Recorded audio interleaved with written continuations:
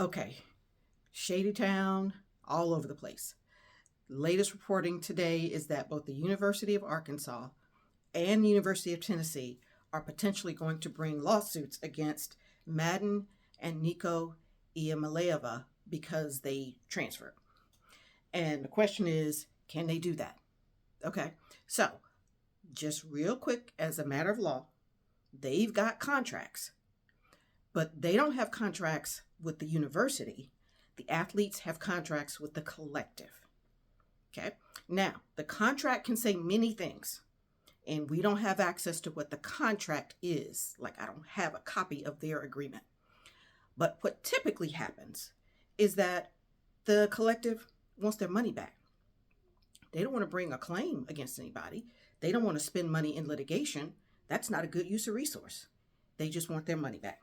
So typically, the agreement anticipates that the athlete may enter the transfer portal. And when that happens, what the agreement typically says is, you got to give me some money back.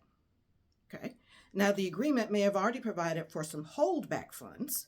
So whatever the deal is and whatever the scope of services are that the athlete has to provide, the NIL services, okay, whatever those things are, the athlete will get paid on some basis as set forth in the agreement, and the agreement might provide for there to be a holdback. So I might owe you $1,000, athlete, but I'm going to hold back 10% of that, or $100, until the very end of the relationship. So that could be what happened. My dog just walked up in here on me. Hey, good boy. Hey, hey. So that's what you hear that jink. There you go. So there was probably a provision for some holdback funds in there. There is also a provision for clawback. If you do certain things, athlete, I get all of the money back, or whatever portion of the money that has been described as the clawback funds. Okay? Now, because it anticipates an athlete hitting the portal, that might be considered a breach of the contract, but the remedy is, give me some portion of the money back. Because it doesn't make sense for people to start suing each other with lawyers that run $1,000, $1,500 an hour over this, if really you just want the money back. Now, the other thing is that there could be provisions for liquidated damages that specify how much the athlete has to pay back, and that repayment or that liquidated damages may be over and above whatever the clawback amount is. Let me give you an example. If I make $100,000 because I'm playing pickleball and I got a collective deal for my pickleball, okay? And it's a 1-year deal, and before the end of my 1 year, I hit the portal because I'm going to play pickleball at somebody else's school. The clawback provision may say, you had a 1-year deal with me and you didn't complete all the services, so I need all of the money back. Even the money you paid taxes on, doesn't matter. I need all of it back. Okay? Could say that.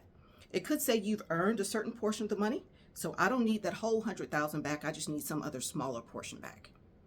Okay? It could say, I need a liquidated damages provision because that's going to serve as a disincentive, or it's going to pre-specify the amount of harm I'm going to receive. So in addition to the clawback, maybe I also get some percentage of the amount.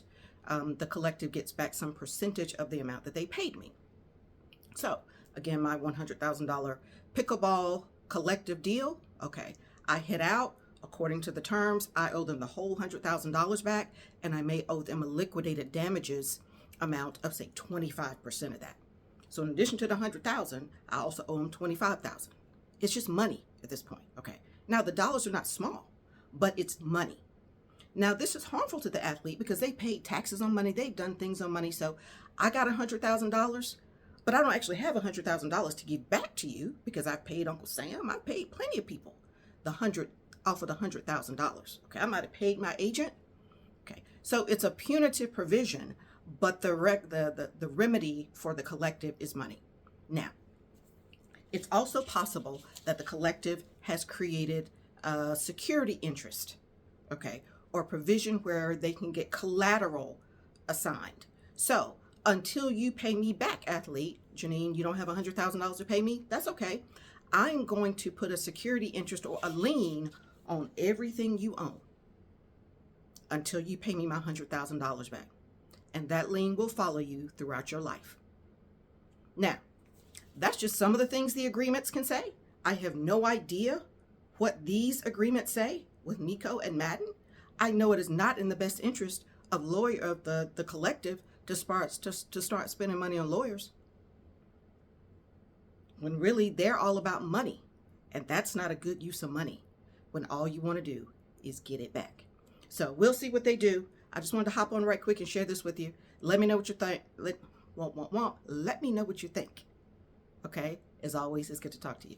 Take care. Peace.